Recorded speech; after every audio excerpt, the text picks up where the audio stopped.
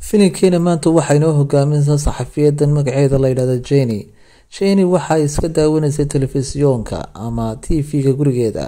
waxay mar kaliya ku warhelaysaa waa tirada filimka madaxweynaha dalka oo khudbadaynaya kana hadlaya xaaladda waddanka ku sugan yahay. si toos loo arkay markay xiran tahay ciidamaduna ay aad u ixtiraamayaan haweeneydan xaaladan meesha taagan iyadoo waxbay kala socotaay oo wixii dhici doona. Jenny goobta waxa uu timid sidii ay warbixin uga diyaarin lahayd. hal mar oo kaliya ayay haweeneydii yareeday daada yareeday waa Julia ay istaagtay. Jenny ayaa badbaadisay inantii yareed mar kale.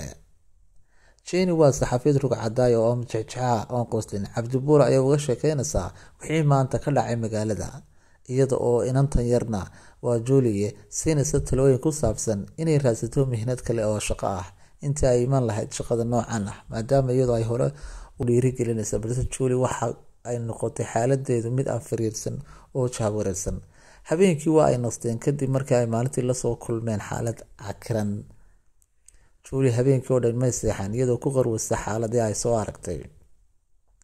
iyadoo ay xaaladdu sidaa tahay ayaa Julia Jenny iyo saxafiyiintii la socday waxa inantan yar u horseeday xaalad khatar ah. haddaba maadaama baabuurtii kala bedesheen Jenny waxay iska sii wateen safarkoodii.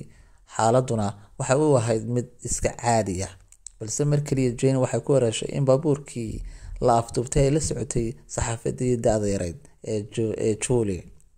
waxa gacanta ku dhigay manaxe aan qoslin oo dadka u leynaya tarab baabuurna kusoo guray meydadkii magaalada. Cabdibuur waxa uu kala xaaladiisuna ay habis kaga jirto balse Julia xaaladda ayaa ku cakiran. waxa uu timid saxaafadii weyneed Jenny iyo waliba saaxiibkeedii baabuurka u waday.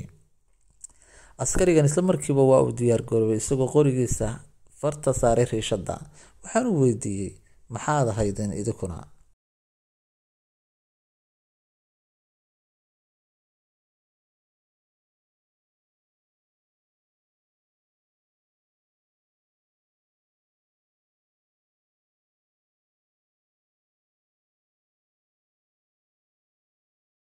Manjixin jaxaan waxa oranaya soo dhawaada idinkuna maxaad ahaydeen kuwii hore ayaan la yaabanaynay balse saxafigan ayaa waxa uu ka oranayaa annagu waxaan nahay saxafiyiin kuwan luqadda si fiican uma yaqaanaan.